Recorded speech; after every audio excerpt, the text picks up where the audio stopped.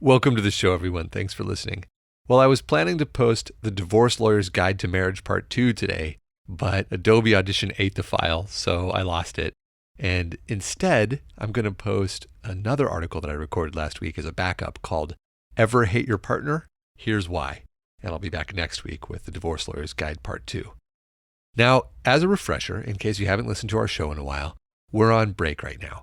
And instead of posting interviews for a while, I'm just posting these essays that we published on our magazine side over the last year or so. And we're getting very close to the new format for the show. I'm excited about what's to come. I think we've got something really good in store for you. But as always, if you have any ideas, I would love to hear them from you. So don't be shy about reaching out. You can find our contact information on our webpage at together.show. All right, here we go with Ever Hate Your Partner? Here's Why. Aubrey and I had a little spat the other morning, the kind you would hardly have noticed if you had been sitting in our living room with us.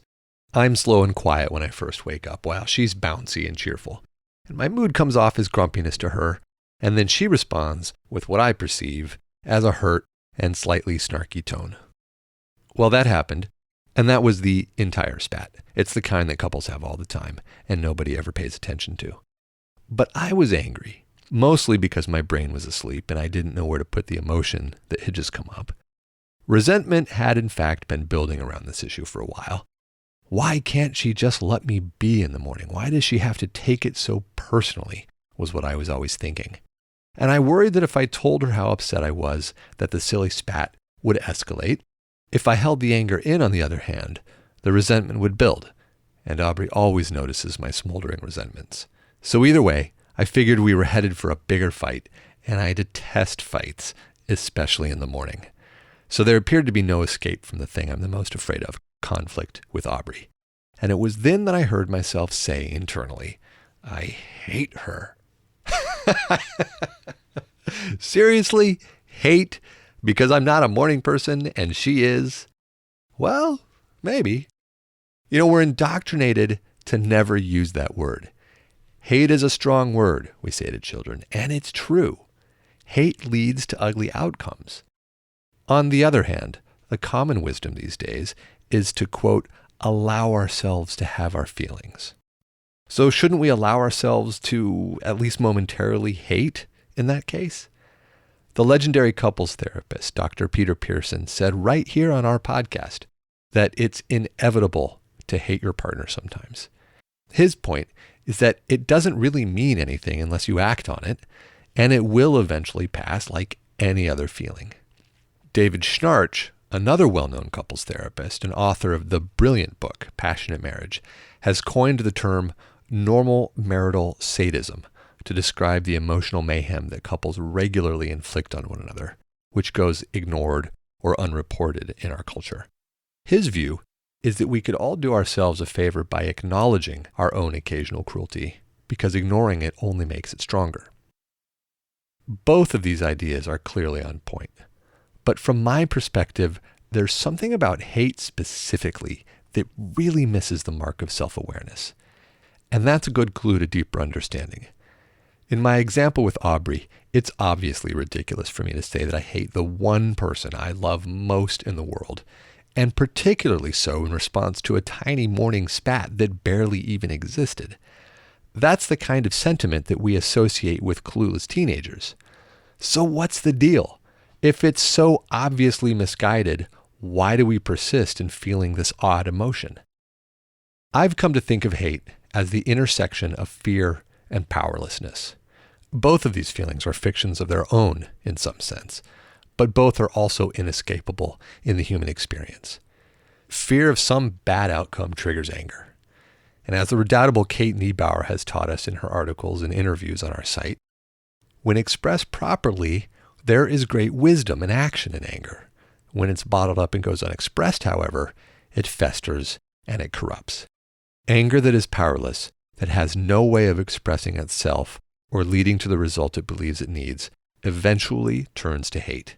Hate is the emotion we feel when we desperately believe we need a particular outcome, but have no way of achieving it. This is why it seems so petulant. We have this idea that our inescapable fear and pain must be someone or something's fault, so we hate the cause of our pain. On some level, we believe it gives us the strength to take the necessary action to cause change. But we all know that action that drives from hate, by definition, makes matters worse and causes more pain, and hence more hate. All of which begs the question, are things really so very desperate? Does the outcome that we yearn for really matter that much in the end? Are we in fact truly powerless? Now, of course, the answer is no. But it's hard to remember that when the fear arises. For instance, in my interaction with Aubrey, I was not powerless. I could have taken any number of actions to arrest our dynamic. I could, for instance, have jumped online and bought a silly t-shirt about being a grump in the morning and wear it to bed every night. I could make a habit of kissing Aubrey good morning and giving her a big hug and then spending the first 2 hours reading or meditating in another room when we get up. And of course, I could simply have faced my own fears and talked to her about what was triggering me in that moment. But the adrenaline of that moment prevented me from remembering all that, and so the feeling of hate erupted. This illusion of weakness is obviously false. We are never as powerless as we believe. From a practical perspective, there is always another option. The mechanism in our minds that locks us into one course of action is rooted in flawed analysis. There is always another course of action, and the result is rarely as important as we believe it to be. The fear at the bottom of all our strategies and machinations is nearly always groundless once it's uncovered. Did it really matter in the big picture if Aubrey was being a little snarky with me or if I was coming across as a little grumpy? No. In fact, as I started writing this, I couldn't even remember what had triggered me. Our fear and our belief that we are powerless is what fuels hate, but neither of those things is true. Once we realize that the fear is illusory, the fuel dissipates. When we see that there is always another option, that we are never truly powerless, the handcuffs fall away.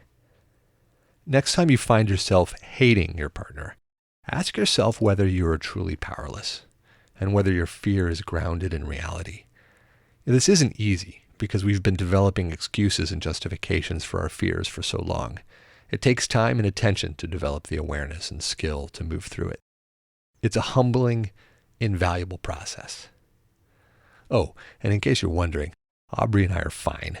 Being transparent with her about feelings like these just keeps making us stronger. Well, that's it for Ever Hate Your Partner? Here's why. Now I'm getting really excited about the refresh of our show. The new format is going to be great. I think you're going to really enjoy it.